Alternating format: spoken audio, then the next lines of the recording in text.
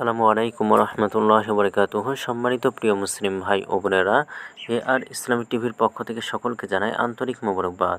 আশা করি সকলে ভালো আছেন। আমি আলহামদুলিল্লাহ আল্লাহর রহমতে ভালো আছি। আজকে আপনাদের মাঝে আলোচনা করব আশুরার রাতে 4 রাকাত নফল নামাজে যে 50 বছরের গুনাহ মাফ হবে, আমরা সেই সম্পর্কে আলোচনা করব। চলুন আমরা জেনে নিই। তো আশুরার দিন অত্যন্ত গুরুত্বপূর্ণ এবং মর্যাদার দিন।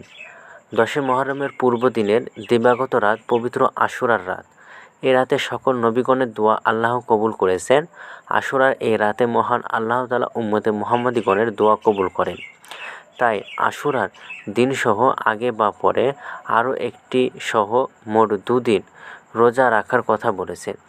আখেরি নবী হজরত মুহাম্মদ সাল্লাল্লাহু আলাইহি ওয়াসাল্লাম রমজান মাসের রোজা ফরজ হওয়ার পর রমজানের রোজা ছাড়া সবচেয়ে গুরুত্বপূর্ণ রোজা হচ্ছে আশুরার রোজা।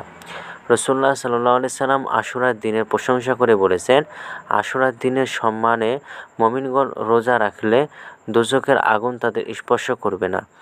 আশুরার দিনে 10 আয়াত কোরআন তেলাওয়াতকারী সারা বছরের কোরআন তেলাওয়াতের সওয়াব পাবে। যে আশুরার দিনে রোজা রাখলো সে যেন সারা জীবন রোজা রাখলো। আশুরার দিনে 4 রাকাত নফল নামাজ নিম্নরূপে আদায় করলে পিছনের 50 বছরের গুনাহ মাফ করে দেওয়া হবে।